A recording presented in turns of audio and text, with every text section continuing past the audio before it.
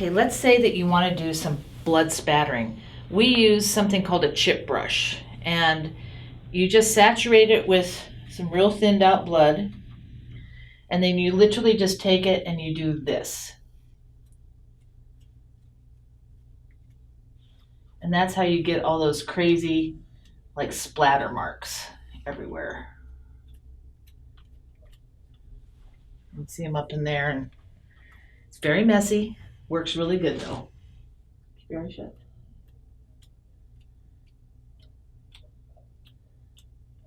And that's how you get that spattered look. Depending on how much and how big your brush is, this is for really little spattering. So you can see what that looks like. It's a boar bristle brush, but you do have to thin out the blood enough so that it will spatter that way. Otherwise, the thick blood doesn't really work very well. In fact, it doesn't work at all. So that's how you do that. Now I'm going to move on to some dirt. Dirt, everybody thinks that dirt is really something very simple to do. And in reality, unless you really know what you're doing, it just looks like you put big splotches of, brown or black all over somebody. So when you really want to get that really grimy, lived-in dirt look, I like to use, funny enough, a baby wipe. So I will take a baby wipe and I will apply the dirt to that. I'm using the liquid dirt from PPI called Dirtworks. I'll shake the product up really good. And I'll spray it right onto the baby wipe. And then you can really, get it right into all the creases and crevices, and it really looks like dirt as opposed to just stuff smudged onto somebody. This is how I created all the dirt looks for all the Hunger Games. Now let's say you're doing the hands. You could start by just spraying the hand, and of course that's just going to look like what it is. So you want to really get it in there really good. This is a lighter colored dirt. And you want to get it like underneath the fingernails and into the, so I just take it and just get it right up underneath the fingernails like that. Really grind it in to the cuticle area. You will need a brush to get this off eventually. But that's how you start with the hands, getting it right up into the fingers. But this will really get it right into the creases and crevices and really make it look like they're really dirty and that it's just not sitting on top of the skin.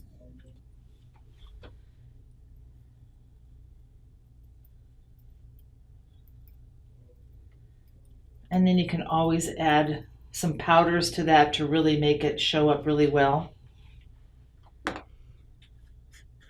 You can use straight pigments. And powders will always appear a lot stronger because they are basically the pure pigment that I'm talking about.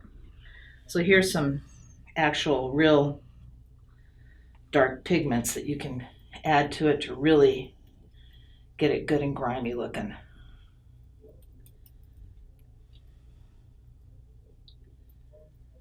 And don't forget the insides of the hands as well. You want to really grind that in really well. No, let's keep this hand up.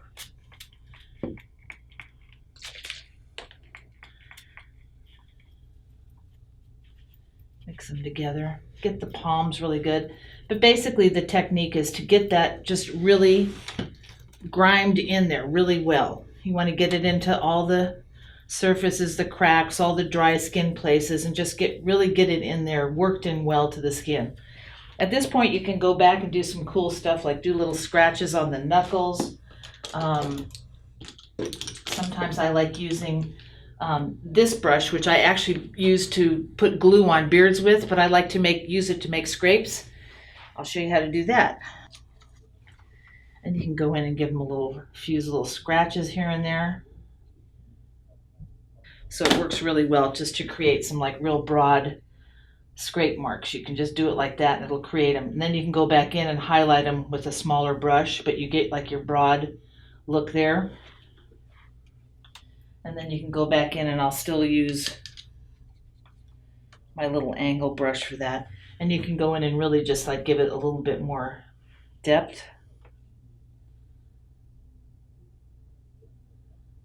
and definition. You can put some like little notches on the knuckles. And you always want to add a little dark color into them too.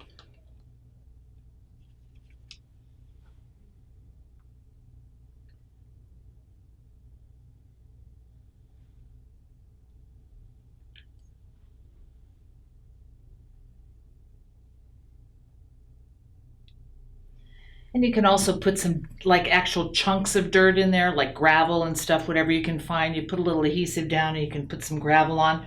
Or if you want to put a little bit of blood and then stick the gravel on it, it sticks really well to it, but it gives it texture. It makes it look more realistic. So there's all kinds of ways that you can enhance your injuries to make them look a little bit more realistic. We're in a studio, so needless to say, I'm not going to be able to throw dirt on his face, but that would really make this look like he got chucked into somewhere and he landed on the ground. So you have to think about all these kind of things when you're working. Think about where they get the injury, you know, all of those things. Take all your surroundings into consideration before you finish your makeup to give it an extra realistic look.